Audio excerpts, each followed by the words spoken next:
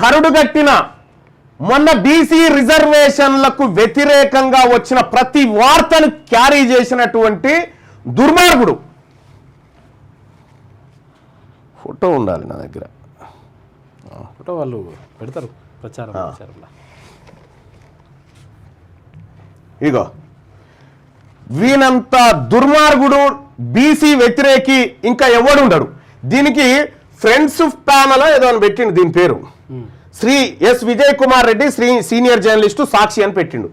ఈ విజయ్ కుమార్ రెడ్డికి జానారెడ్డి పైసలు ఇస్తాడు ఎన్నికల్లో గెలువమని, కోమటిరెడ్డి వెంకరెడ్డి పైసలు ఇస్తాడు, కిషన్ రెడ్డి పైసలు ఇస్తాడు, అన్ని పార్టీలకు సంబంధించిన రెడ్లు పైసలు ఇస్తారు.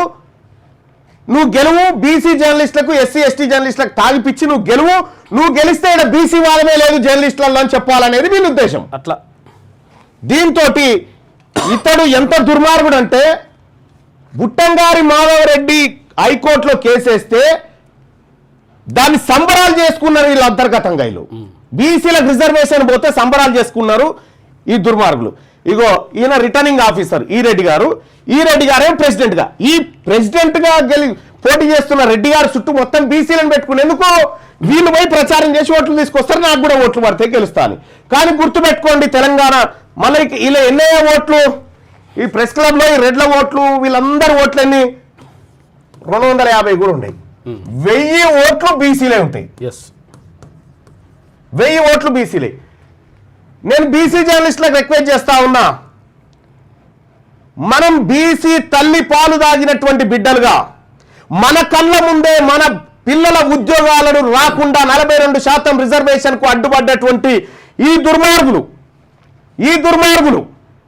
ఈ నరరూప బీసీ వ్యతిరేక రాక్షసులు ఎవరైతే ఉన్నారో వీళ్లకు ఓటు వేయడం అంటే మన తల్లి పాలు దాగి మన తల్లిని మోసం చేసినట్టు అవుతుంది.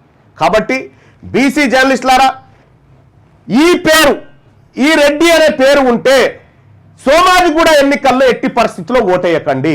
వాళ్ళు ఏ ప్యానెల్లో ఉన్నా సరే బీసీలకు ఓట్లేయండి, ఏ ప్యానెల్లో ఉన్నా సరే మన ఎస్సీ ఎస్టీలకు ఓట్లేయండి. వీళ్ళకు మాత్రం పొరపాటును కూడా వేయద్దు. వీళ్ళకట అన్ని పార్టీలో ఉన్న రెడ్లు సపోర్ట్ అట నాకు.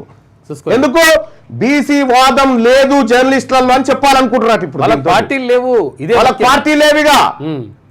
పార్టీ లేవు, అందుకే ఎంత చాకచక్యంగా వచ్చిరో చూసిరా.